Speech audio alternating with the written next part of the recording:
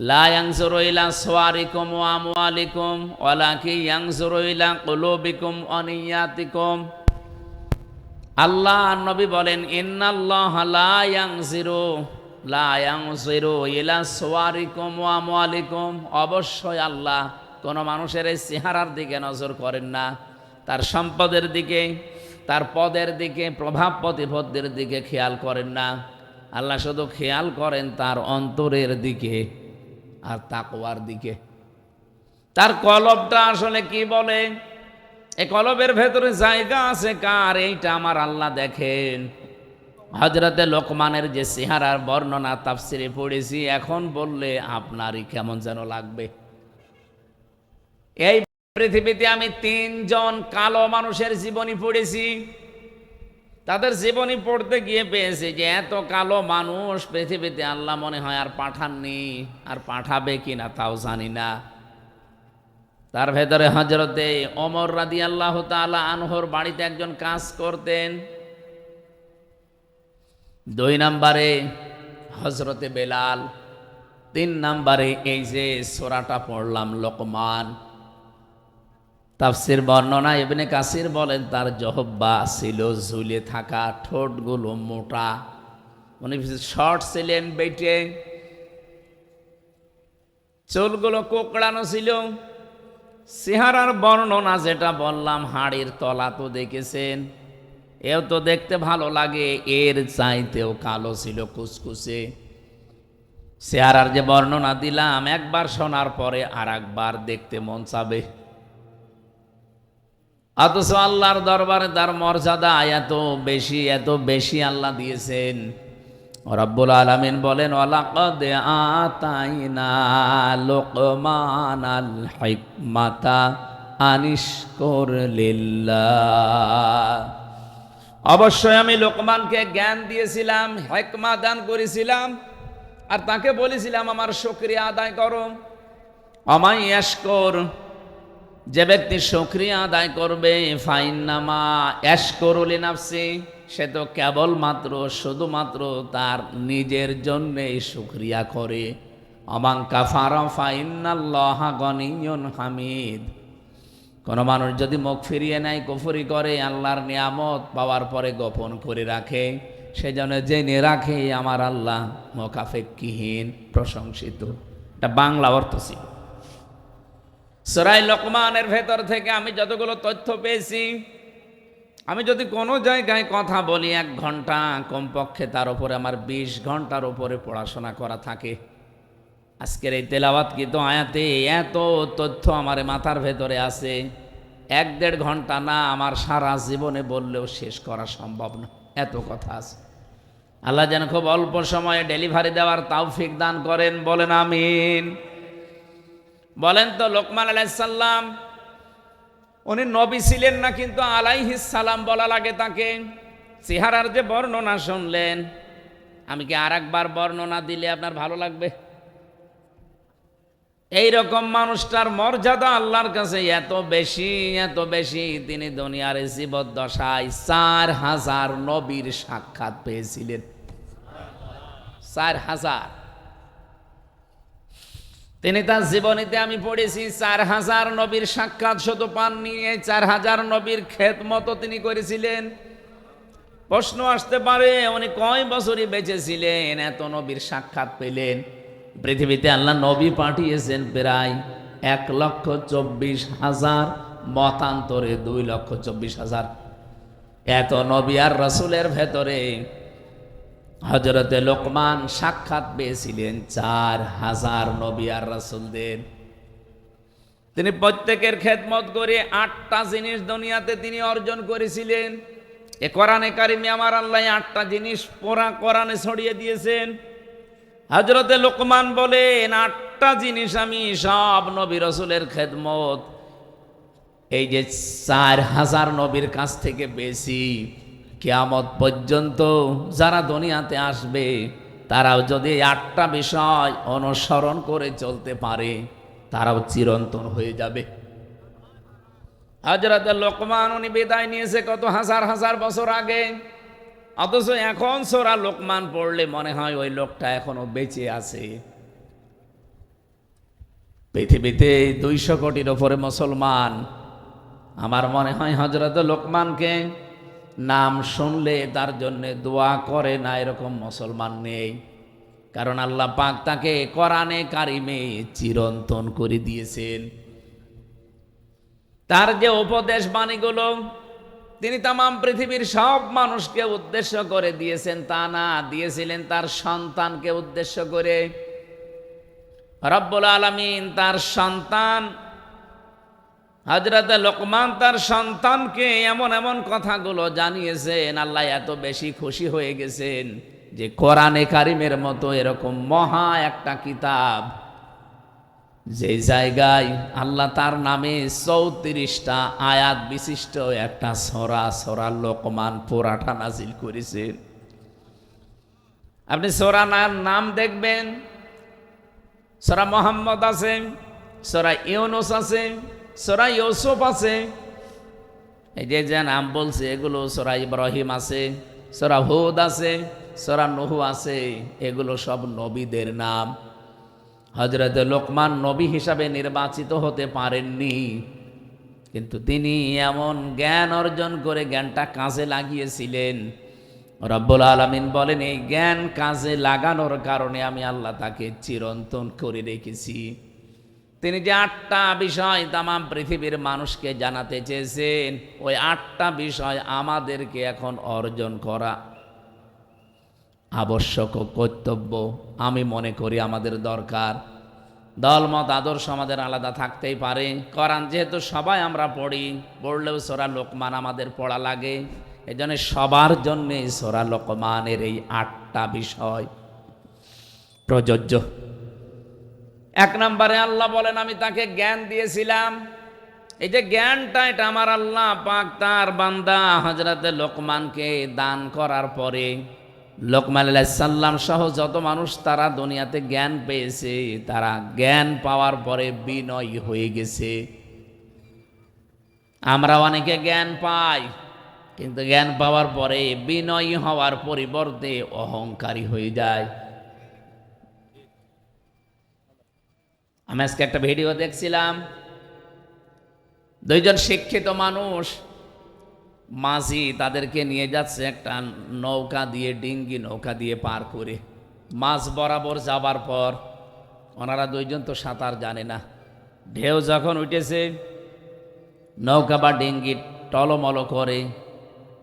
আল্লাহ রসুলের দোহাই দিয়ে, বাবা মায়ের কিরা দিয়ে, কসম দিয়ে বলছে মাঝি ভালো করে চালান, আপনি আমাদের মা, আপনি আমাদের বাবা। এত বিনয়ী হয়ে কথাগুলো বলছিল।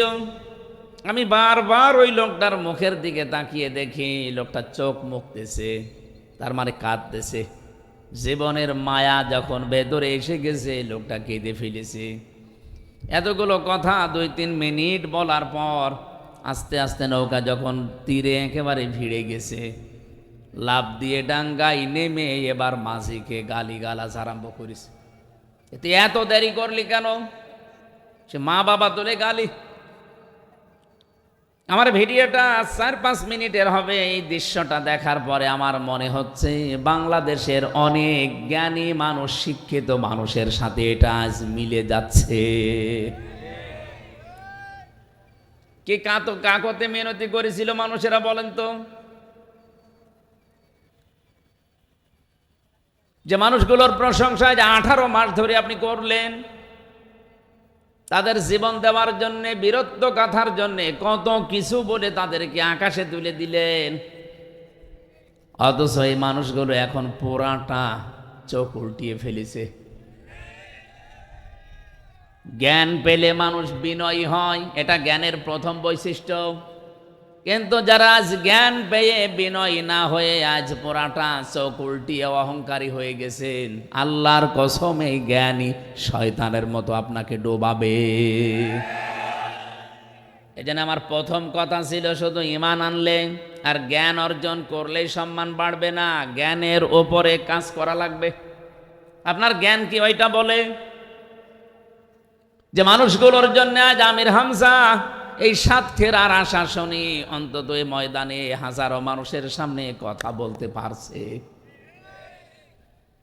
আপনি কোনোদিন কল্পনা করেছেন এই 17 বছরে? আমি তো সাতক্ষীরার নামও মুখে আনতে ভয় পেতাম, কারণ এটা বাংলাদেশের দ্বিতীয় কারবালা। এমন কোন জুলুম অত্যাচার নেই এই 17 বছরে এই জেলায় হয়নি। আমরা শুনেছি, দেখেছি, মানুষের বাড়ি ঘর বোল্ডোজার দিয়ে ভেঙে দিয়েছে। কে কথা বলেন না কেন? এগুলো সব সাক্ষী। 2 জন অলরেডি এই ইউনিয়নে শাহাদত বরণ করেছে সালেমের বিরুদ্ধে। আল্লাহ তাদেরকে শাহাদতের সর্বোচ্চ মাকাম দান করেন। শহীদ আব্দুল সালাম, আর একজন কে জানো? শহীদ জাভেদ।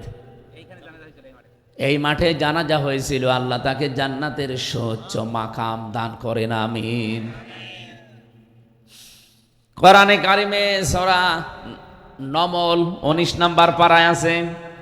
এটা যখন আমি তেলাওয়াত করি মাঝে মাঝে আমার এই আয়াতটা বেশি মনে হয়। ওয়ালাকাদ আতাইনা দাউদা ওয়া সুলাইমানা ইলমা, অবশ্যই আমি দাউদ এবং সুলাইমানকে ইলম দিয়েছিলাম, জ্ঞান দিয়েছিলাম। ওয়াকাল আলহামদুলিল্লাহিল্লাযী ফাদ্দালানা আলা কাসীরিম মিন ইবাদিহিল মুমিনিন। তারা 2 জনে আমি আল্লাহর শুকরিয়া আদায় করেছে। আল্লাযী ফাদ্দালানা আলা কাসীরিম মিন ইবাদিহিল মুমিনিন, এ পৃথিবীতে বহু মুমিন বান্দাদের উপরে তাদের মর্যাদা আমি আল্লাহ প্রতিষ্ঠা করেছিলাম।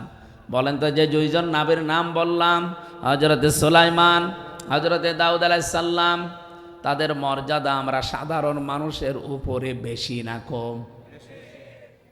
আকাশের তারকা লক্ষ লক্ষ দেখা যায়, কিন্তু চাঁদ একটা। নবীজি বলেন, নবীদের সম্মান মর্যাদা সাধারণ মানুষের কাছে ঠিক চাঁদের মতো। এইরকম সম্মানী মানুষগুলো কি নত হয়েছিলেন, কি বিনয়ী হয়েছিলেন, আপনি এই আয়াতের পরবর্তী আয়াতগুলো পড়ে দেখবেন সূরা নমলের। আমার মনে হয় বাংলাদেশে আজ যারা অহংকারী হয়ে গেছেন তাদেরকে কোরআনের এই আয়াতগুলো বেশি বেশি পড়া দরকার। যেহেতু অন্য ধর্মের লোক খুব কম আমাদের দেশে, মাত্র এই দেশে বাস করে 8 ভাগ অন্যান্য ধর্মের লোক, আর আমরা আছি এই দেশে নামধারী হলেও 92 ভাগ মুসলমান। এই জন্য আহ্বান জানাচ্ছি, জ্ঞান আল্লাহ যাদেরকে দান করে, জ্ঞানের প্রথম বৈশিষ্ট্য সে বিনয়ী হবে, নম্র হবে। সে জ্ঞান অর্জন করার পরও যদি বিনয়ী নম্রতা কারো ভেতরে না আসে, অহংকার চলে আসে, বুঝতে হবে শয়তান তাকে দখল করে ফেলেছে। কি নাম যেন ভাইয়ের? রুহুল কুদ্দুস। বাড়িতে যাওয়ার পরে ভাবিকে সালাম দিয়েছে, ম্যাডাম সালামের জবাব না দিয়ে ওনার রুহুল কুদ্দুস নাম ধরে গালি দিচ্ছে, মা বাপ তুলে, শুকুরের বাচ্চা, কুকুরের বাচ্চা। ওনার ভালো লাগবে? রাগ হবে? না না। আপনি কথা শুনতেছেন নাকি ঘুমিয়ে গেছে? চেয়ারম্যান সাহেবের রাগ হবে না যদি জ্ঞানী হয়ে থাকে, আর যদি জ্ঞান না থাকে উনি রেগেছে, হয়তো হিতে বিপরীত তালাকও দিয়ে দিতে পারে। যে কি পরিশ্রম করে আসলাম, সালাম দিলাম, জবাব না দিয়ে গালি দেয়। কিন্তু জ্ঞানী মানুষ হলে চিন্তা করবে, কি গো, একটা শিক্ষিতা মেয়ে, ভদ্র ঘরের মেয়ে, ভালো বংশের মেয়ে আমি বিয়ে করে আনলাম, আজ 30 বছর সংসারে জীবনে কোনোদিন মাথা উঁচু করে কথা বলে না, আর আজকে সালাম দিলাম আমারে গালি দেয়। অবশ্যই এর জিনে ধরেছে। কি কথা বলছেন? এর জিনে ধরেছে, ভূতে ধরেছে, নয়তো তো গালি দেওয়ার কথা না। আপনি জ্ঞান অর্জন করেও যদি বিনয়ী হতে না পারেন, নম্র ভদ্র হতে না পারেন, আপনি বুঝবেন আপনি আর মানুষ নেই, শয়তান আপনাকে দখল করে ফেলেছে। আশা করি উদাহরণ থেকে আপনি বুঝে ফেলেছেন আমি কি বলতে চাই। হযরতে লোকমান আলাইহিস সালাম তিনি তাম পৃথিবীর মানুষকে উদ্দেশ্য করে জানিয়েছেন যে আমি আল্লাহর শুকরিয়া আদায় করেছি। 4000 নবীর আমি সাক্ষাৎ পেয়েছি, তাদের খেদমত করে 8টা বিষয় আমি তাদের কাছ থেকে পেয়েছি, আমি নোট করেছি তাফসির থেকে। 1 নম্বরে তিনি বলেন, ইযা কুনতা ফিস সালাতি ফাহফাজ, ক্বাবলাকা কলবাকা ওয়া ইযা কুনতা ফি গায়রিল বাইতি ফাহফাজ আইনাকা। তিনি দুনিয়ার মানুষকে জানিয়েছেন, হে পৃথিবীর মানুষেরা, আমি নবীদের কাছ থেকে যে 8টা বিষয় পেয়েছিলাম তার প্রথম নাম্বারে এই যে নামাজে যখন মানুষেরা দাঁড়াবে তখন যেন কলবের হাজির অবস্থায় নামাজ আদায় করে। লা সলাতা ইল্লা বি হুজুরিল কলব, কলবকে হাজির করা, উপস্থিত করা ছাড়া কিন্তু আপনার নামাজ পড়লেও আদায় হবে না। আজকে থেকে যারা নামাজ আদায় করেন, এই দৃশ্যটা, এই বিষয়টা আমাদের জীবনের সাথে আমরা যেন মিলাতে পারি। নামাজ পড়লেই শুধু মুসলমান থাকা যাচ্ছে না, নামাজটা হওয়া লাগবে। আর নামাজ যতক্ষণ পর্যন্ত আপনার কলবের সাথে না মিলবে, এ কলবটা যায় নামাজের এই কতটুকু জায়গা, এদিকে 2.5 হাত, এদিকে 1.5 হাত, এতটুকু জায়গার ভেতরে যখন আপনার মন থাকবে, এদিকে ওদিকে যাবে না, তখন আপনি নামাজের সেজদায় আনন্দ পাবেন।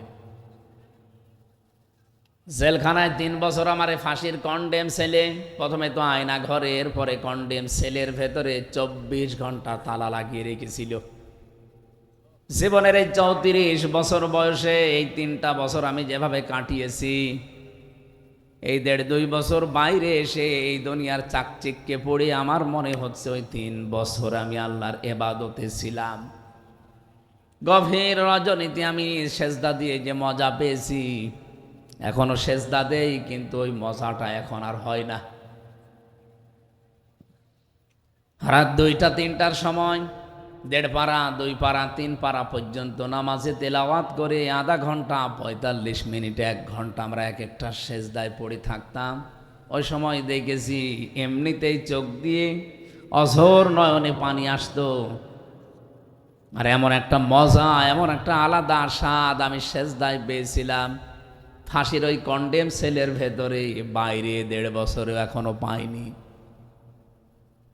আপনি একটু লম্বা সেজদা দিয়ে দেখেন, কলবটা হাজির নাজির করে যদি সত্যি আপনি সেজদা দিতে পারেন, আমার তো মনে হয় যারা মন থেকে নামাজ আদায় করা আরম্ভ করবে, ওই মানুষগুলোকে বোম মারলেও তারা সেজদা থেকে বিরত হবে না।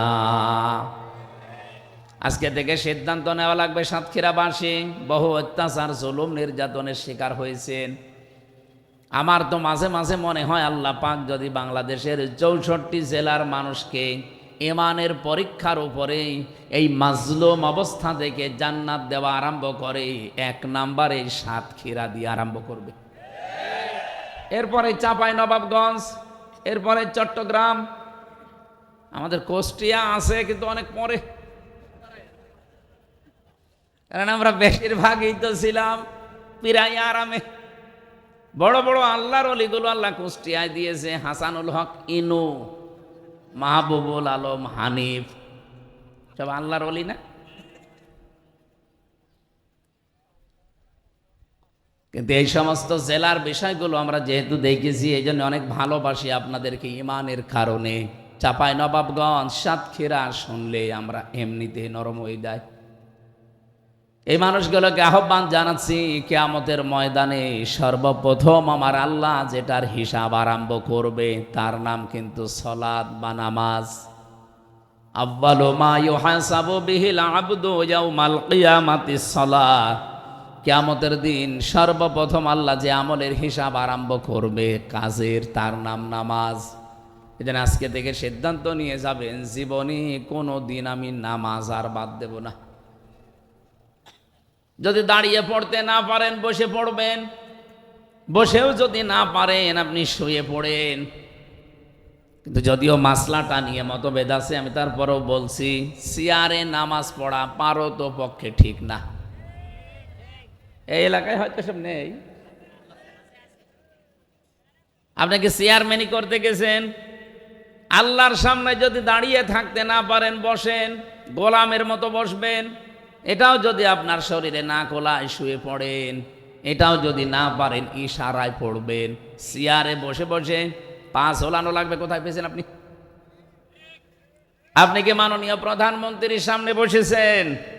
আপনি বসেছেন যার সামনে, তার মর্যাদা জানেন?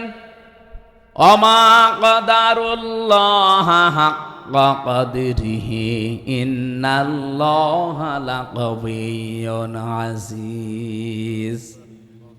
কোনদিন শুনেছেন এই আয়াতের মর্মবাণী?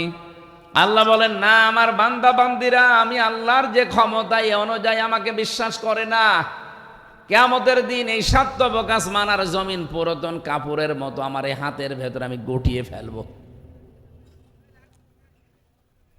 কত বড় বিশাল ক্ষমতার মালিক আমার আল্লাহ, আমাদের মাথায় ধরবে না। এই জন্য বলছি না, রব্বুল আলামিন এত বড় পাওয়ার নিয়ে আপনার সামনে দাঁড়িয়ে আর আপনি তার পায়ে সেজদা দেবেন না। চেয়ারে বসে বসে আপনি চেয়ারম্যানই করছেন। যদিও বিভিন্ন আলেম ওলামা মাসলাটা নিয়ে মতভেদ দিয়েছে, তারপরও আমার দৃষ্টিতে কোরআন হাদিস পড়ে, আমি ফেকা নিয়ে পড়েছি, আমি মুফতি একজন, ফতোয়া দিচ্ছি, আপনারা পারতপক্ষে চেয়ারে বসে নামাজ পড়বেন না। নামাজ হবে না আমি ফতোয়া দিলাম না, কিন্তু পড়বেন না। আপনার তো 4টা ক্রাইটেরিয়া বললাম, দাঁড়িয়ে থাকতে না পারলে বসে পড়েন, বসে না পড়লে শুয়ে পড়েন, শুয়ে না পড়লে ইশারা করবেন। তারপরে যেহেতু নামাজ মাফ নেই, ইয়াউমা ইকশাফু আন সাকিন ওয়া ইয়াদউনা ইলাস সুজুদি ফালা ইস্তাতিউন খাশিআতান আবসারুহুম তারহাকুহুম যিল্লাহ ওয়া ক্বাদ কানু ইয়াদউনা ইলাস সুজুদি ওয়া হুম সালিমুন। সূরা কলমের ভেতরে আল্লাহ বলেন কিয়ামতের দিন এই কুদ্দুস, কি কুদ্দুস? রুহুল কুদ্দুসকে, আমির হামজাকে, এ মর্তুজাকে কিয়ামতে আমার সামনে দাঁড় করাবো, বলবো সেজদা দে। যদি দুনিয়াতে সেজদার হক আদায় করে না থাকে, এই মানুষগুলো সেজদা তো দিতে পারবে না, উল্টিয়ে যাবে পেছন দিকে। লাঞ্ছনা, অপমান, গঞ্জনা ওদের মাথার ওপরে, মুখের ওপরে চেপে বসবে। মানুষ ঘৃণায়, এখন যেমন ট্রাম্পকে দেখলে আপনি থুতু নিক্ষেপ করবেন, নেতানিয়াহুকে দেখলে থুতু মারবেন, কিয়ামতের দিন আমরা যদি বেনামাজি হয়ে যায়, আমাদের দেখলেও হাসরবাসী থুতু মারবে, হাতে পায়ে ধরে। এই জন্য বলছি নামাজটা বাদ দেবেন না। নবীজি বলেন, কোন মহিলার যদি সন্তান পৃথিবীতে আসে, প্রথমে যেহেতু পানি দেখা যায়, এরপরে রক্ত, এরপরে সন্তানের মাথা, বিশ্ব নবী বলেন যদি পানি এসে যায় আর সমস্ত অবস্থায় যদি মনে হয় যে নামাজের সময় হয়ে গেছে, তোলার ভেতরে এই মহিলাকে বিছিয়ে দাও, বলো যে নামাজ পড়। এত বড় গুরুত্বপূর্ণ একটা ফরজ বিধান, নামাজ মাফ নেই, আর আপনি হেলায় খেলায় নামাজ নষ্ট করেন। মুসা আলাইহিস সালামের একটা কাহিনী পড়ছিলাম তাফসিরে। রব্বুল আলামিন ডাক দিয়ে বলেন, মুসা, ওই যে বাজারে একজন কর্মকার আছে, কামার, লোহা পিটিয়ে সোজা করে, এর জান্নাতের সুসংবাদ দাও, আমি তার উপরে খুশি হয়ে গেছি। হযরতে মুসা আলাইহিস সালাম তিনি আবেগপূর্ণ নবী ছিলেন, কিছু শুনলেই খালি প্রশ্ন করতেন। একবার তাকে আল্লাহ লাঠির কথা বলেছিলেন, তিনি 14টা কথা আল্লাহকে শুনিয়েছেন। অমা তিলকা বিয়ামিনিকা ইয়া মূসা, তোমার ডান হাতে কি ওটা? তিনি তো বলতে পারতেন ক্বালা হিয়া আসা, এটা লাঠি না। একটা একটা করে বর্ণনা করছেন, এটা লাঠি, এটা দিয়ে আমি ছাগলের পাতা পেড়ে খাওয়াই, ভর দেই, মাঝে মাঝে আমি রাস্তা চলি, কত কিছু বলতেছে। আল্লাহ বলেন, থামো, আমি তোমারে বলতে বললাম হাতে কি, বলতে পারতে লাঠি, এত কথা বলা লাগে?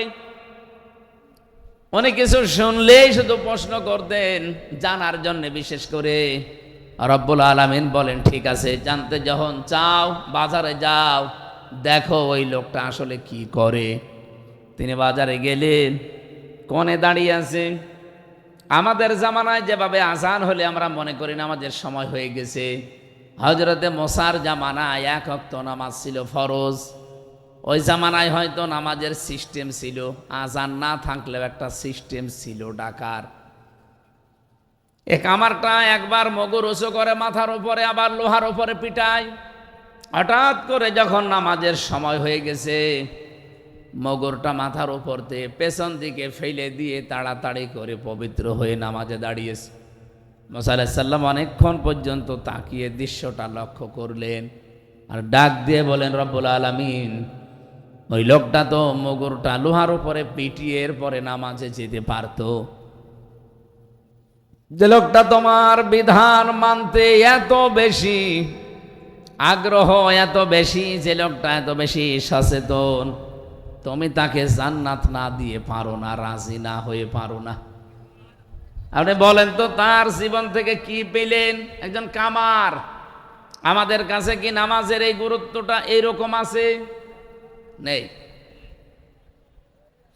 রমজান এসেছিল যতগুলো শিক্ষা দিতে, আমি তো প্রায় 27টা শিক্ষার উপরে অর্জন করেছি। এখন আমার কাজ হবে, আমার যে হাদিস ছিল, আহাব্বুল আমালি ইলাল্লাহি আদওয়ামুহা ওয়া ইন ক্বাল্লা, বুখারী শরীফের হাদিস। নবীজি বলেন, আল্লাহর কাছে পৃথিবীতে সবচাইতে ভালো মহব্বতের ভালোবাসার কাজ হচ্ছে ওইটা যেটা কন্টিনিউয়াস করা হয়, প্রতিনিয়ত প্রতিদিন করা হয়, যদিও কাজটা অল্প হয়। রমজানে যেহেতু একটা অভ্যাস আমাদের তৈরি হয়ে গেছে, নামাজ আদায় করা, জামাতে নামাজ পড়া, এমনকি তাহাজ্জুদেরও অভ্যাস আমাদের অনেকের হয়ে গেছে। এটা ধরে রাখবেন, কন্টিনিউয়াস, কম হোক তারপরও ধরে রাখেন। আদওয়ামুহা ওয়া ইন ক্বাল্লা, যদি আপনি এটা বাস্তবে রাখতে পারেন, দায়েম কায়েম ভাবে, কন্টিনিউয়াস ভাবে, একটা দিন এভাবে করে করে, অল্প হলেও আমার আল্লাহর কাছে এটা সবচাইতে দামি কাজ। বলেন সুবহানাল্লাহ। দুনিয়াতে যত ইবাদতের কথা আমরা পড়েছি, মাওলানা সাহেব বলছিলেন, এ জমিন যার, বিধান চলবে তার, এটা আল্লাহর কাছে প্রিয় কাজ। অন্যান্য হাদিসের বর্ণনা আছে, এই পৃথিবীতে আল্লাহর কাছে প্রিয় কাজ হচ্ছে তাকে সেজদা দেওয়া। আমি পড়া কোরআন শরীফের ভেতরে 2টা কাতারের কথা পেয়েছি। কাতার, এই 2টা কাতারকে আল্লাহ সবচাইতে বেশি ভালোবাসেন, দেখলেই তিনি খুশি হয়ে যান। 1 নম্বরের কাতার পাবেন সূরা সফ 4 নম্বর আয়াতে, ইন্নাল্লাহা ইউহিব্বুল্লাযীনা ইউকাতিলুনা ফি সাবিলিহি সাফফান কান্নাহুম বুনয়ানুম মারসুস। অবশ্যই আল্লাহ তোমাদের ভেতরে ওই কাতারকে বেশি ভালোবাসেন যারা সীসা গলা প্রাচীরের মতো ঐক্যবদ্ধ হয়ে জমিনে আল্লাহর বিধান কায়েমের জন্য চেষ্টা করে। আর সাতক্ষীরার মানুষের এটা করছে আমি জানি। এখানে 4টা আসনে 4টায় আপনারা ইনসাফের পক্ষে রায় দিয়ে সংসদে কোরআনের পক্ষে কথা বলার জন্য পাঠিয়েছেন। আপনার কি মনে হয় মুহাদ্দিস রবিউল বাশার জীবনেও কোনোদিন মূর্তির পক্ষে কথা বলবে? কথা বলে না কেন? উনি শিরিক করতে বলবে। ওখানে যদি 2টা দিনও সময় পায়, 5 মিনিটও সময় পায়, 1 মিনিট হয়তো আল্লাহর প্রশংসা করবে, 4 মিনিট আপনাদের কথা তুলে ধরবে। কিন্তু বহু মানুষকে আমরা দেখছি সংসদ অধিবেশন শুরু হওয়ার পর থেকে আজকের পর্যন্ত যেই কয়টা অধিবেশনে গেলাম, সিরিয়াল হিসাবে যাদের নাম আসে, তারা আল্লাহর প্রশংসা তো দূরের কথা, শুধু মানুষের প্রশংসায় পঞ্চমুখ। কেন এত মানুষের প্রশংসা করা লাগবে কেন? কে কোন জামানায় মারা গেছে, কে কি করেছে, অত কথা আপনার বলার দরকার কি? আপনাকে বানিয়েছে যে তার নাম বলবেন বিসমিল্লাহির রহমানির রহিম, এরপরে আপনার যে দায়িত্ব জনগণ তুলে দিয়েছে এই কথা বলেন। সময় দিয়েছে 5 মিনিট, 4.5 মিনিট গেছে বিভিন্ন মানুষের বন্দনা করতে। এখন বলে মাননীয় স্পিকার আমারে আরেকটু সময় দেন। আরে তোর সময় দিলাম 5 মিনিট, কি করলি তুই? তোর এলাকায় একটা ব্রিজ নেই, ব্রিজের কথাটা বলতে পারলি না, আর হাফ মিনিট আছে, এখন বলছে সময় দেন। এই তেল মারা জাতি এটা বন্ধ করা লাগবে। আমি তো ফলর এখনো পাইনি, যদি পাই 29 তারিখে এই তেল মারা বন্ধ করব। যেখানে সংসদের এক একটা মিনিটে বাংলাদেশের মানুষের টাকা খরচ হয় প্রায় 25,000-এর উপরে এক এক মিনিটে, আর সেখানে আপনি তেল মারেন মানুষকে। এই খুলনা, সাতক্ষীরা, বাগেরহাট এ সমস্ত এলাকায়, বিশেষ করে যে আশাশুনি, শ্যামনগর, কয়রা, পাটকেলঘাটা, এরপরে পাইকগাছ এলাকায় কত দুঃখ দুর্দশা মানুষের। রাস্তাঘাটও সেরকম ভালো না। এসেছে নাকি আমাদের কি এমপি সাহেব? ও, ভালো আছেন আপনি? ঠিক আছে, বসে। ভারপ্রাপ্ত হলে হবে, এবার ভার ফেলে দেওয়া লাগবে। হ্যাঁ, ইনশাল্লাহ ভার এবার আর থাকবে না। আসল চেয়ারম্যান হিসাবে আল্লাহ কবুল করেন, আমিন। আমরা কি বলতে চাচ্ছিলাম যেন আপনাদের সামনে? প্রশংসা মানুষ আদায় করতে হবে কার? প্রতিদিন অন্তত 17 বার করে আপনার মুখ দিয়ে আল্লাহ এই কথাটা বের করে নেয়। আপনি দেখবেন প্রতিদিন 17 বার। যদি আপনি নফল সুন্নত মানে নামাজ নাও পড়েন, শুধু ফরজ নামাজও পড়েন, তাও 17 বার বলা লাগে আলহামদুলিল্লাহি রাব্বিল আলামিন। প্রশংসা কার? এখানে যে আলিফ লাম দেওয়া আছে, হয়তো এনারা জেনারেল শিক্ষিত মানুষ বুঝবে না, আলেমদের জিজ্ঞাসা করেন। আলিফ লাম 4 প্রকার হয়। এখানে আল্লাহ পাক নির্দিষ্ট করে দিয়ে দিয়েছেন যে যত প্রশংসা হতে পারে তুমি তোমার মুখ দিয়ে বলো আল্লাহ সব প্রশংসার মালিক তুমি। এমনকি আমি দেখেছি কাবা শরীফে মানুষ যখন যায়, যে কাপড়টা পরে যায় ওটা মনে করি আমরা যে এহরামের কাপড় না, ওটা কাফনের কাপড়। মানুষ তো আমরা মরে গেলে তাকে ধোয়ানো, গোসল করানো, এরপরে কাফনের কাপড় পরাই। আর আমি হামজা নিজেই মরে গেছি, এরপরে নিজেকেই নিজে কাফনের কাপড় মানে এহরামের কাপড় পরেছি, ওটা আসলে কাফনের কাপড়। এটা পরার পরে আল্লাহর ঘরের দিকে চারিদিকে বারবার ঘুরি, মানে কি যে আল্লাহ আমি সব ছেড়ে দিয়ে এসেছি, তোমার পেছনে ঘুরতেছি। 1 নম্বরেই বলা হয় লাব্বাইক, আল্লাহ আমি কিন্তু উপস্থিত হয়ে গেছি তোমার দরবারে। আল্লাহ বলেন দাঁড়া। কোথায়? সেই বাংলাদেশ, 6000 কিলোমিটার দূর থেকে এসেছি মক্কায়, আমার ঘরের কাছে এসে বলছি লাব্বাইক। ঠিক আছে দাঁড়া, তোর নাম আমার হাসিরা খাতায় আমি লিখে নেব, কিন্তু 1 নম্বরে তোরে বলা লাগবে যে আমি মুশরিক না। লাব্বাইক আল্লাহুম্মা লাব্বাইক লা শারীকা লাকা লাব্বাইক। 1 নম্বরে স্বীকৃতি দেওয়া লাগে যে আল্লাহ আমি হাজির হয়ে গেছি। আল্লাহ বলেন তোর নাম আমি লিখবো হাজিরা খাতায়, তুই যে আমার বান্দা, তুই যে আমার বান্দি, এই কথাটা আমি লিখবো, কারণ এই শব্দটা এত দামি আমি আল্লাহর কাছে। পুরা কোরআন শরীফের ভেতরে বিশ্ব নবীকে আমি যত নামে নামে ডাক দিয়েছি, সবচাইতে প্রিয় নাম আমি আল্লাহর কাছে বান্দা। এই জন্য কোরআন শরীফে দেখবেন তাবারাকাল্লাযী নাযালাল ফুরকানা আলা আবদিহি লিয়াকুনা লিল আলামিনা নাযীরা। এই আয়াতের মাঝখানে আবদুন আছে, আবদুন মানে বান্দা। ওয়াইন কুনতুম ফি রাইবিম মিম্মা নাযালনা আলা আবদিনা, এখানে আলা আবদুন শব্দ দিয়েছেন। আবদুন মানে দাস, বান্দা, গোলাম, ভৃত্য, সার্ভেন্ট যাই বলেন। আল্লাহর কাছে শব্দটা এত দামি, এত ভালোবাসেন আল্লাহ।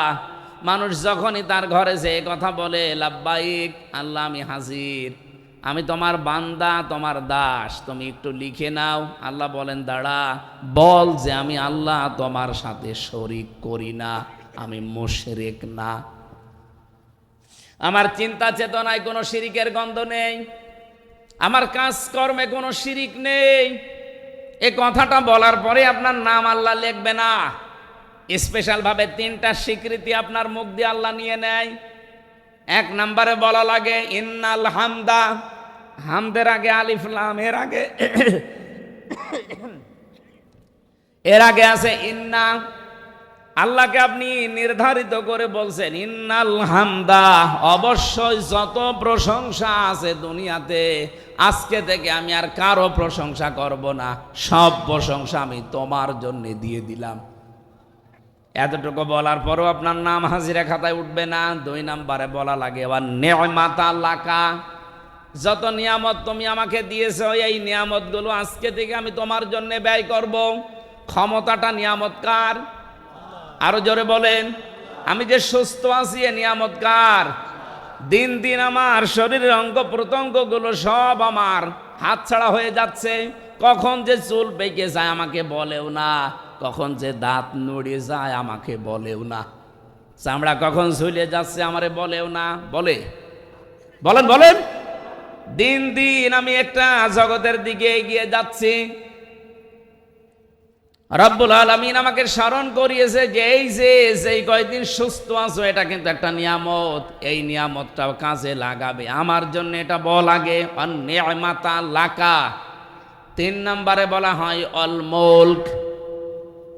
হে আল্লাহ, আমি যদি রাজ্য রাজনীতি দুনিয়াতে কিছু করে থাকি, আমি কথা দিয়ে গেলাম এখন থেকে তোমার জন্য করব। কত বড় গুরুত্বপূর্ণ কথা আপনি 3টা আল্লাহর সামনে বলেন, টের পান? আমার মাঝে মাঝে আজ বাংলাদেশের বিভিন্ন নেতাদের বক্তব্য শুনলে আফসোস লাগে, আল্লাহ এরা অধিকাংশই তো হাসি, এ বলে এসেছে কি আর করছে কি। 10 মিনিট কথা বললে 8 মিনিট আপনি মানুষের প্রশংসা করেন। কেন প্রশংসা আমার আল্লাহর করা যায় না? আপনি যে কথাটা বলতে পারেন, এখন কোনোদিন চিন্তা করেছেন? বিজ্ঞান এখন তথ্যটা দিয়েছে, এক একটা কথা এই মুখের গহ্বর থেকে বের হতে এখানে যে জায়গাটা পাচ্ছেন, এখানে 27টা ধাক্কা লাগে, এরপর একটা কথা তৈরি হয়। আমি যখন বিজ্ঞান ভিত্তিক তাফসীরগুলো পড়ি, মাঝে মাঝে আমার মনে হয় আল্লাহ 27টা স্তর এখান থেকে পার করার পরে একটা কথা মুখ দিয়ে বের হচ্ছে। আর কোরআন হাদিসের ব্যাখ্যা হচ্ছে প্রতিটি স্তরে একজন করে ফেরেশতা বসে আছে। এই যে এই কোনার মুরব্বী থেকে শুরু করে এখানে যারা আমরা আছি, উনি ওসি সাহেবের কাছে, উনি মুরব্বীর কাছে, উনি চেয়ারম্যান, উনি আমার কাছে, আমি মর্তজা ভাইয়ের কাছে, এভাবে দিতে দিতে 27 নাম্বার জায়গায় যেয়ে যার কাছে দায়িত্বে আছে উনি মুখের এই জায়গা দিয়ে কথাটা যখন বের করে দেবে, বের করে দেওয়ার আগে যার কণ্ঠের সাথে এই কথাটা মিলবে সেই আকারে কথাটা বের করে দেয়। সবার কথায় যদি আল্লাহ একরকম করে বের করে দিত, আমার মনে হয় চেয়ারম্যানের বাড়িতে গেলে আমি জোতা পিটা খেতাম। ম্যাডাম তো মনে করতো আমার মনে হয় লোকই এসেছে, অথচ লোক তো ওনারটা না, অন্যেরটা। মারামারি হইতো না। শুধু কণ্ঠের এই স্বরটাকে আমার আল্লাহ এই 27টা স্তরের ভেতরে কম্পিউটার থাকলে আপনাদের আমি দেখাতে পারতাম, এমন সুন্দরভাবে সিস্টেম করে দেখাচ্ছে। সর্বশেষ জায়গায় যখন কথাটা বের করে দেয় ফেরেশতারা, আপনার মতো আমির হামজা পৃথিবীতে 1টা 2টা না, কোটি কোটি আছে। কার কণ্ঠ দিয়ে, কোন আওয়াজ দিয়ে, কোন স্তরে কথাটা বের হলে তার কণ্ঠের সাথে মানাবে, মানানসই হবে, আল্লাহ ওই রকম কণ্ঠ করে কথাটা বের করে দেয়। বলেন সুবহানাল্লাহ। এই নিয়ামতটা যদি আপনাকে আল্লাহ না দিত, আপনি বক্তব্য দেওয়ার সময় আল্লাহর বিরুদ্ধে কথা বলেন, আপনি বক্তব্য দেওয়ার সময় মানবতার বিরুদ্ধে কথা বলেন, জীবনেও বলতে পারতেন না। যেহেতু এই নিয়ামতটা আল্লাহ আপনাকে দিয়েছে, এই নিয়ামতটা কাজে লাগান। 3টা কথা বলার পরে আমি দেখেছি হাজী সাহেবরা চলে আসার দিন যখন বিদায় তাওয়াফ করে, তখন একটা স্পেশাল ভাবে শেষ কথা যেটা বলা লাগে, আল্লাহকে বলা লাগে লা শারীকা লাকা লাব্বাইক। আল্লাহ আমি চলে যাচ্ছি বাংলাদেশে, তুমি আমার নামটা কিন্তু হাজিরা খাতায় লিখে নিও, আমি কিন্তু শিরিক করব না, আমি মুশরিক না। মাঝে মাঝে আমার এই আয়াতগুলো নিয়ে চিন্তা ভাবনা যখন করি, বাংলাদেশে তো হাজি একেবারে কম না। শুধু হাজি সাহেবরাই যদি এইটা আমরা মেনে চলতে পারতাম, যেটা বলে এসেছি কাবা ঘরকে সামনে নিয়ে, বাংলাদেশে আর কারো লাগতো না, হাজিরা ইসলাম কায়েম করে ফেলতো। সরকারি দলে, বিরোধী দলে, স্বতন্ত্র, সব আমরা হাসি। 300 এমপির 299 জন অলরেডি এখন সংসদে আমরা আছি। আমার তো মনে হয় এই 299 জনের ভেতরে 290 জনই হাজি। অবশ্য সুবহানাল্লাহ, 290 জনের ভেতরে এই কথাটা ঠিক রাখার মতো হাজি একেবারেই কম। এই কথাটা ঠিক রাখে না।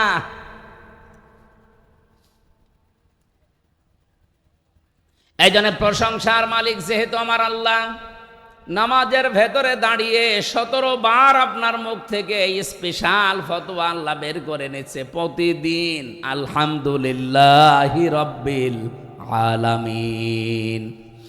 আমি হযরত লোকমানের কথা বলছিলাম, উনি বলেছে নামাজের ভেতরে মনটা তৈরি করো। এটা আমি 4000 নবীর থেকে পেয়েছি।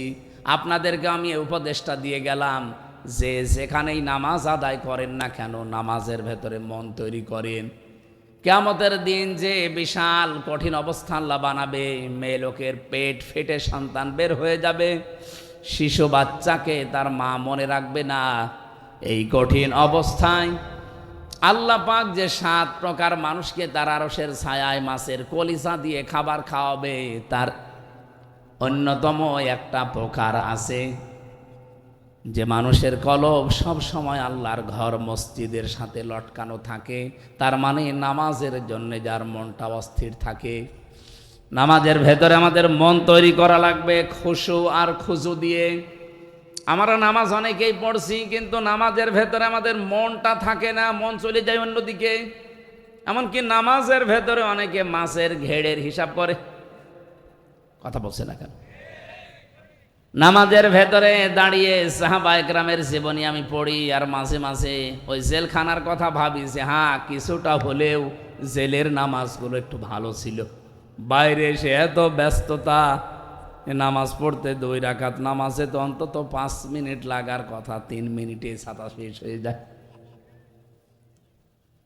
হযরত তালহা নামাজে দাঁড়িয়েছিলেন, পাশেই তার একটা বাচ্চা খেলা করছিল। পাহাড়ি এলাকা থেকে একটা সাপ এসে বাচ্চাটাকে জড়িয়ে ফেলেছে। হযরতে তালহা নামাজে আসেন, এই জন্যে তিনি খেয়াল করেননি, তেলাওয়াত মত্ত ছিলেন। স্ত্রী দৃশ্য দেখলেন যে স্বামী নামাজে আছে, এই জন্য ডাকেন নাই। আশপাশ থেকে লোকজন ডাক দিয়ে সাপটাকে মেরে বাচ্চাটাকে বিপদমুক্ত করে বসে আছে। নামাজের পরে হইচই পড়ে গেছে। হযরতে তালহা নামাজ শেষ করার পরে জিজ্ঞাসা করলেন স্ত্রী, এতগুলো মানুষ বাড়ির ভেতরে কি করে?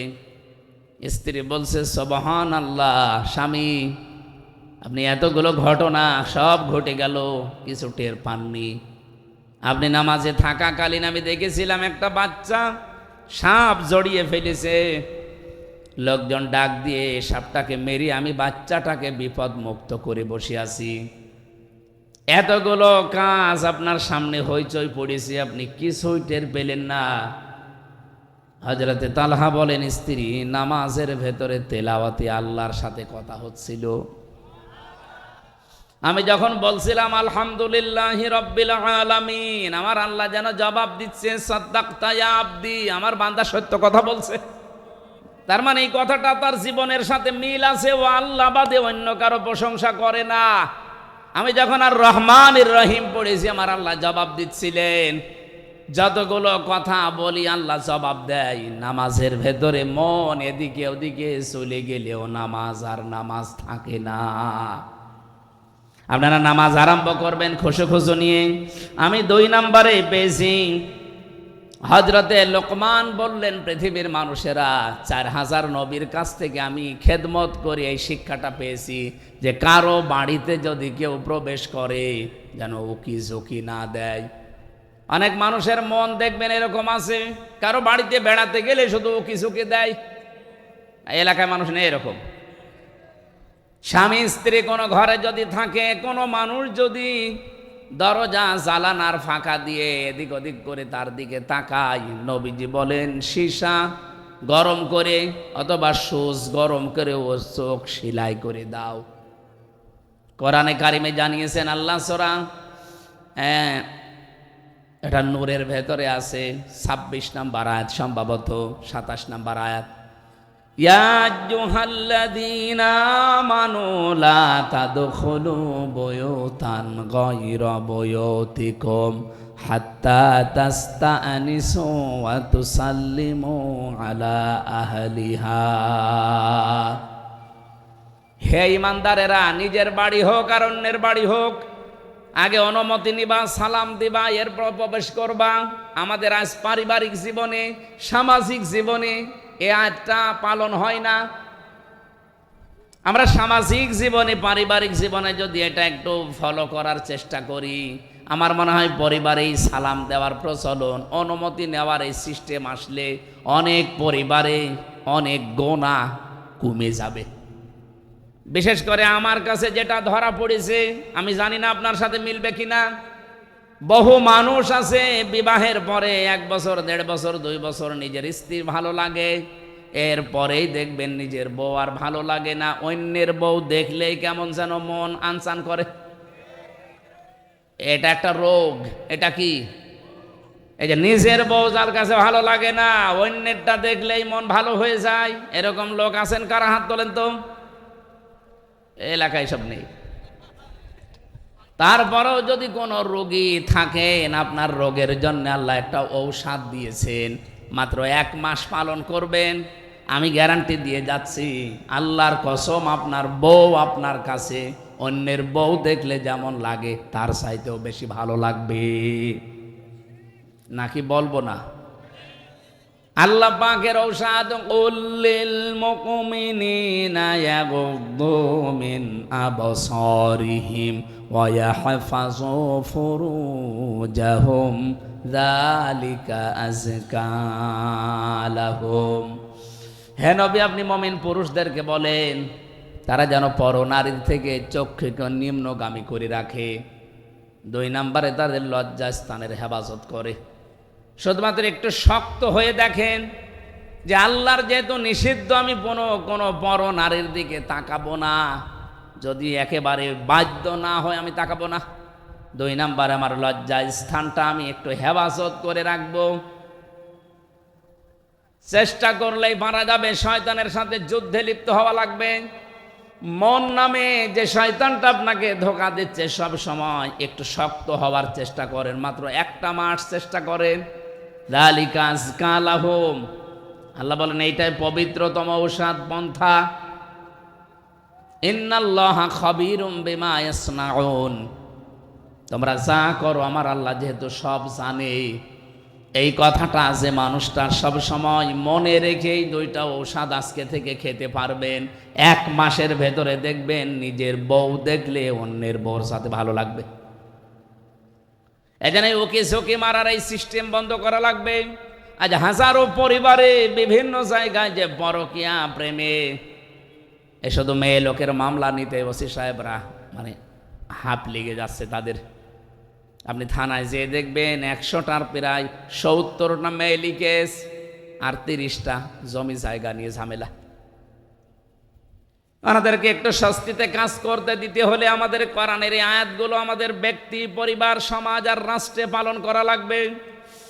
আল্লাহ পাক আমাদের নিজেদেরকে হযরত লোকমানের এই যে 2 নাম্বার উপদেশ তিনি যা দিয়েছেন, নবীদের কাছ থেকে পেয়েছেন, এটা মেনে চলার তৌফিক দেন, বলেন আমিন।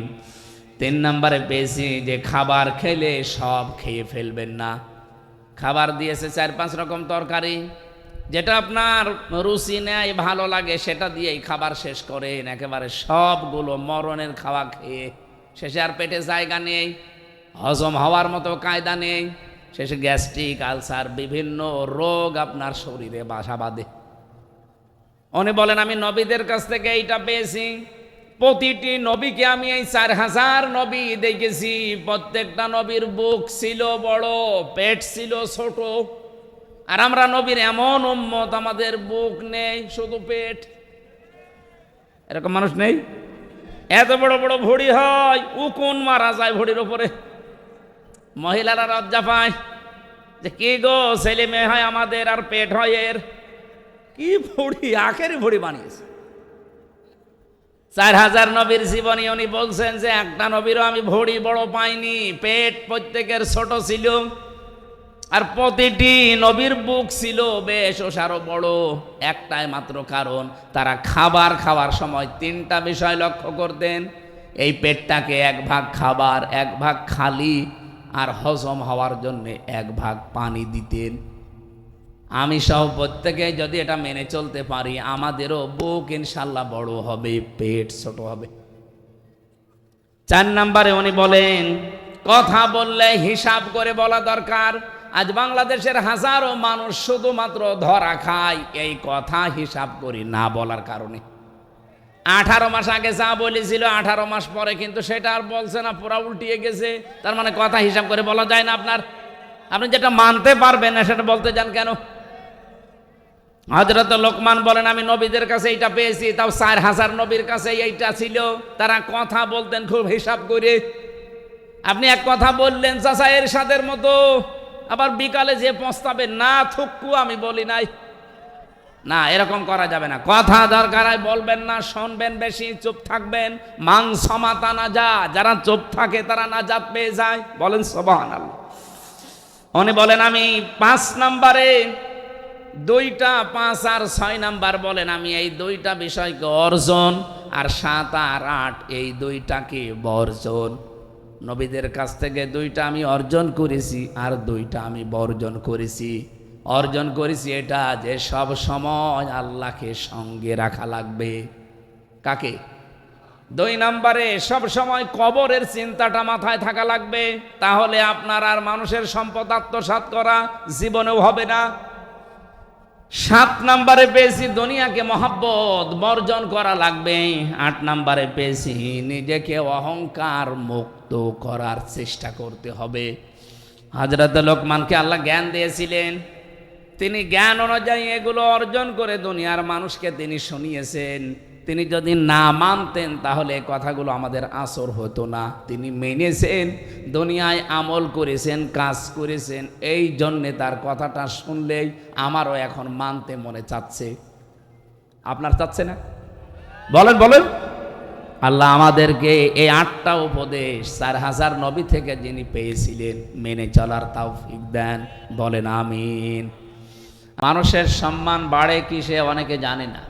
অনেকে মনে করে পৃথিবীতে ক্ষমতায় থাকলে মনে হয় সম্মান বাড়ে। ক্ষমতায় থাকলে যদি সম্মান বাড়ে বুশ এবং এই যে এখন পৃথিবীর নিকৃষ্ট মানুষের তালিকায় যাদের নাম আছে, নেতানিয়াহু বলে, ডোনাল্ড ট্রাম্প বলে, এই মানুষগুলোকে যেভাবে পৃথিবীতে গালি দেওয়া হয়, ক্ষমতায় থাকলেই যদি সম্মান মানুষের বাড়িতে, এদের এত গালি দেওয়া লাগে কেন? আল্লাহ রাব্বুল আলামিন বলেন ইয়ারফাউল্লাহুল্লাযীনা আমানু মিনকুম ওয়াল্লাযীনা উতুল ইলমা দারাজাত। সূরা মুজাদালা এসেছে ইয়ারফা, এটা মুজারি, বর্তমান ভবিষ্যৎ, প্রেজেন্ট ফিউচার। রব্বুল আলামিন এই পৃথিবীতে সম্মান আর মর্যাদা তাদের বৃদ্ধি করবে না, শুধু করতেই থাকবে। এই জন্য আল্লাহ রফা না দিয়ে ইয়ারফা দিয়েছেন। দিন যত যাবে তাদের মর্যাদা সম্মান সৃষ্টি জগতের কাছে আল্লাহ বাড়াতেই থাকবে। আমি আবার বলছি, শুধু বাড়াবে না, বাড়াতেই থাকবে। দুনিয়ায় যারা ঈমান এনেছে আর ঈমান আনার পরে এই মানুষগুলো যারা এলেম অনুযায়ী কাজ করেছে, শুধু এলেম পেয়েই মানুষের সম্মান বাড়ে না, জ্ঞান অর্জন করলেই মানুষের সম্মান বৃদ্ধি পাবে তা না। উতুল ইলমা দারাজাত, বহু বচন দেওয়া আছে। দিন যত যাবে আপনার মর্যাদা আল্লাহ একটার পরে একটা বাড়াতেই থাকবে। এই 2টা গুণ যদি আপনার অর্জন হয়, 1 নম্বরে যদি ঈমান আনতে পারে মানুষ, 2 নম্বরে দুনিয়াতে যদি জ্ঞান অর্জন করে ওর উপরে কাজ করতে পারে। আমি আশা করছি কথা আপনারা বুঝেছেন। পৃথিবীর মানুষের সম্মান কিসে বাড়ে কোরআনের আয়াত থেকে আমরা জানলাম। সুতরাং আজকে থেকে ঈমান যায় আছে নড়বড়ি হবে না, ঈমানটা যেন মজবুত হয়, শক্ত হয়। 2 নম্বরে ওয়াল্লাযীনা উতুল ইলমা দারাজাত, তোমাদের ভেতরে যারা এলেম অর্জন করেছে, এলেম পেয়েছে। আজকের এই অনুষ্ঠানটা সাজিয়েছেন জ্ঞান অর্জন করার জন্যে না লোক দেখানোর জন্যে? এই যে আপনারা যারা টাকা পয়সা খরচ করলেন, কষ্ট করে এসেছেন, একটাই উদ্দেশ্য, আমরা কিছু পেতে চাই এখান থেকে। এ দুনিয়ার জীবন চালিয়ে আখিরাতের বিশাল জীবনে মুক্তি পাওয়ার জন্যে যেই পাতেহ দরকার আল্লাহর কোরআন থেকে, নবীর হাদিস থেকে, এই পাতেহগুলো আমরা আজকে এখান থেকে শুনে কাজে পরিণত করার মাধ্যমে আখিরাতের জীবন, দুনিয়ার জীবন, রব্বানা আতিনা ফিদ দুনিয়া হাসানা ওয়া ফিল আখিরাতি হাসানা, এই করতে চাই। আর রাজি আছেন না আপনারা? আল্লাহ আমাদেরকে তৌফিক দিন। আমি হেদায়েতমূলক কিছু কথা বলতে চাই। এর তেলাওয়াত কিন্তু একটা আয়াত আর লক্ষ লক্ষ হাদিসের একটা টুকরা মাত্র পড়েছি। আল্লাহ আমাকে যেন কিছু কথা বলার মতো সুযোগ দান করেন, আপনাদেরকে ধৈর্য এবং সহ্য নিয়ে শুনে বাড়িতে কাছে পরিণত করার তৌফিক দান করেন, বলেন আমিন। যারা এই যে আসলেন কোরআনে কারীম শোনার জন্যে, আল্লাহ পাক বলেন পৃথিবীতে আমি যদি কাউকে হেদায়েত দিতে চাই আর কেউ যদি আমার দৃষ্টিতে বুদ্ধিমান দাবি করে, তাহলে কোরআনে কারীম কিভাবে শোনা লাগবে, কিভাবে অনুসরণ করা লাগবে, এই কথাগুলো সূরা জুমারের ভেতরে আছে 18 নম্বর আয়াতে। আল্লাযীনা ইয়াস্তামিউনাল কাওলা ফায়াত্তাবিউনা আহসানা উলাইকাল্লাযীনা হাদাহুমুল্লাহ ওয়া উলাইকা হুম উলুল আলবাব। আল্লাহ পাক বলেন যারা আমার কোরআন শোনে আর এখান থেকে যেগুলো উত্তম বিষয় আছে সেগুলো অনুসরণ করার সিদ্ধান্ত নেয়, উলাইকাল্লাযীনা হাদাহুমুল্লাহ, এই মানুষগুলো তো তারা যাদেরকে আমি আল্লাহ নিজে হেদায়েত দান করি, বলেন সুবহানাল্লাহ। আল্লাহর কাছ থেকে হেদায়েত পেতে হলে মাস্ট বি আপনাকে কোরআনে কারীম শোনার পর তার উত্তম বিষয়গুলো অনুসরণের মাধ্যম হিসাবে গ্রহণ করা লাগবে। 2 নম্বরে উলাইকা হুম উলুল আলবাব, এবং এই মানুষগুলো আমি আল্লাহর দৃষ্টিতে বুদ্ধিমান। আমাদের দৃষ্টিতে বুদ্ধিমান কারা? দুনিয়াতে যারা টাকা পয়সার মালিক হয়, বেশি ক্ষমতায় বেশি দিন থাকে, বেশি দিন বেঁচে থাকে দুনিয়ায়, নাকি এরা বুদ্ধিমান না? যারা সকালবেলা উঠে এই ধান্দায় থাকে যে কার 12টা বাজাবো, কার নামে মিথ্যা মামলা দিয়ে মিথ্যা সাক্ষী দিয়ে তার জীবন নষ্ট করব, এরকম ধান্দাবাজ মানুষ দেশে নেই? এ জেলায় মনে হয় এরকম মানুষ নেই, অনেক জেলায় আছে। এরা নিজেদেরকে বুদ্ধিমান মনে করে। আল্লাহর দৃষ্টিতে বুদ্ধিমান তারা যারা কোরআনে কারীম থেকে শোনার পরে তার উত্তম বিষয়গুলো দুনিয়ার জীবনে মেনে চলতে পারে। আল্লাহ যেন তার দৃষ্টিতে আমাদেরকে বুদ্ধিমান হওয়ার তৌফিক দেন, বলেন আমিন। এমন কিতাবের আলোচনা শোনার জন্য আমরা অলরেডি বসেছি। আমি ভূমিকায় কয়েক মিনিট এ কোরআনে কারীমের মহত্ব, বড়ত্ব, এর বিশালত্ব, এ কথাগুলোর ওজন কি, সেই কথাগুলো আগে বলার পরে আমি আরম্ভ করছি। আল্লাহ রাব্বুল আলামিন বলেন অলাউ আন্নামা ফিল আরদি মিন শাজারাতিন আকলামু ওয়াল বাহরু ইয়ামুদ্দুহু মিন বা'দিহি সাবআতু আবহুরিম মা নাফিদাত কালিমাতুল্লাহ ইন্নাল্লাহা আজিজুন হাকীম। সূরা লোকমানে এসেছে 27 নম্বর আয়াতে। রব্বুল আলামিন আয়াত শুরু করার পরেই দেখেন মা শব্দটা দিয়েছেন। এখানে যারা অন্তত আলেম আছেন তারা বুঝবেন, ইন্না বা আন্নার পরে যদি মা আসে তাহলে বাংলা অর্থ দাঁড়ায় কেবলমাত্র, শুধুমাত্র, একমাত্র, হবেই হবে, এইটাই, এই জন্যেই, এরকম 33টা অর্থ আছে। ওয়ালাউ আন্না মা ফিল আরদি মিন শাজারাতিন আকলামু ওয়াল বাহার, আল্লাহ তাআলা ওয়ালাউ আন্না দিয়েও যদি ফিল আরদি বলতেন তাও আমরা অর্থ করতে পারতাম, যারা আলেম আমরা আছি।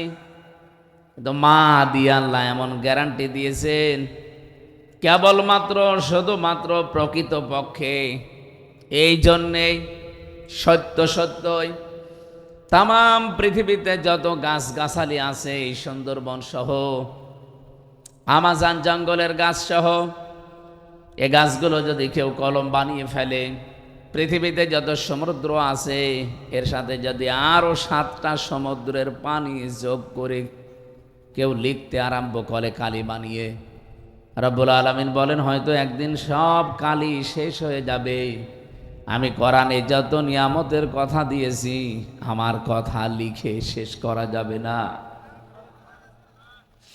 মা নাফিদাত কালিমাতুল্লাহ, আমি আল্লাহর কালামগুলো ছোট্ট ছোট্ট শব্দে আমি আল্লাহ তোমাদেরকে জানিয়েছি, কিন্তু এত ব্যাখ্যা এর ভেতরে লুকিয়ে রেখেছি। আজ ১৫০০ বছর চলছে, কত মানুষ কতভাবে তাফসির লিখেছে। আমার এই ছোট্ট জীবনে প্রায় ৪২টার উপরে তাফসির আমার দেখা অলরেডি সুযোগ হয়েছে। দেশে বিদেশের বিভিন্ন লাইব্রেরিতে এখনো মনে হয় কোরআনের কোনো আয়াতের তাফসির পড়তে গেলে কেবলমাত্র পড়ছি এই মনে হয়। এমনকি বিশ্বের ভেতরে যত মুফাসসির আজ পর্যন্ত ১৫০০ বছরে পার হয়ে গেছে, কোনো মানুষ আজ পর্যন্ত বলতে পারে না যে আমি যে তাফসির লিখেছি হক আদায় হয়ে গেছে, আর লাগবে না। قل لو كان البحر مدادا لكلمات ربي لنفد البحر قبل أن تنفد كلمات ربي ولو جئنا بمثله مددا। রব্বুল আলামিন সূরা কাহফের ১০৯ নম্বর আয়াতে আমাদেরকে জানিয়েছেন, নবী আপনি বলেন, আল্লাহ কানাল বাহারু মিদাদাল লিকালিমাতি রব্বি লানাফিদাল বাহারু ক্বাবলা আন তানফাদা কালিমাতু রব্বি। এখানে ওই একই কথা আল্লাহ রিপিট করলেন। যদি সমুদ্রের পানিগুলো সব কালি করে কেউ লিখতে আরম্ভ করে, আমার বর্ণনা লেখার আগেই পানিগুলো সব কালিগুলো শেষ হয়ে যাবে।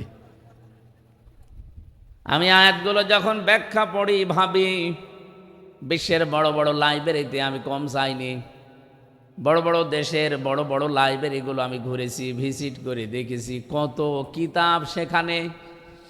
মালয়েশিয়া ইন্টারন্যাশনাল বিশ্ববিদ্যালয়ে যে লাইব্রেরি আমি পেয়েছি, আমারও বিশ্ববিদ্যালয় আছে কুষ্টিয়াতে, এর চাইতে কমপক্ষে ১০ ডবল বড় হবে। আপনার কোনো কিতাব যদি খুঁজতে হয় কম্পিউটারে সার্চ দেবেন, বলবে অমুক তলায় অমুক র্যাকের উপরে অমুক নাম্বার লাইনে ওই জায়গায় পাওয়া যাবে, যান। তাছাড়া আপনি যদি মনে করেন ওই কিতাবটা আমি খুঁজতে চাই, এমনি বন বন করে শুধু ঘুরবেন, জীবনেও খুঁজে পাবেন না। এই যে লক্ষ লক্ষ কিতাব, কত মানুষ থিসিস করছে, গবেষণা করছে, সেগুলো সব জমা হচ্ছে বছরের পর বছর। এতগুলো বিষয় থাকার পরে আমি আশ্চর্য হয়েছি, সবার উপরে আল্লাহর কোরআন এভাবে রেহালের উপরে রেখে দিয়েছে। তার মানে বোঝাতে চাচ্ছি কোরআনের ব্যাখ্যা এই লাইব্রেরিতে যত বই আছে সব, এমনকি পৃথিবীতে যত কিতাব আল্লাহ পাঠিয়েছিলেন, তাওরাত, জবর, ইনজিল, ১০০ সহিফা, সবগুলো এক জায়গায় যা করলে হবে সবগুলো কথা আল্লাহ সূরা ফাতিহায় দিয়ে দিয়েছেন। তাই আমাদের এই ছোট্ট জীবনের ছোট্ট সময়ে ১-১.৫ ঘন্টা ২ ঘন্টায় কোরআনের আয়াতের কোনো বিষয় শেষ করা সম্ভব তো নয়, শুধু ইঙ্গিত দেওয়া যায়। আমরা ইঙ্গিত থেকেই যেন শিক্ষাগুলো নিতে পারি। আল্লাহ তাওফিক দেন, আমিন।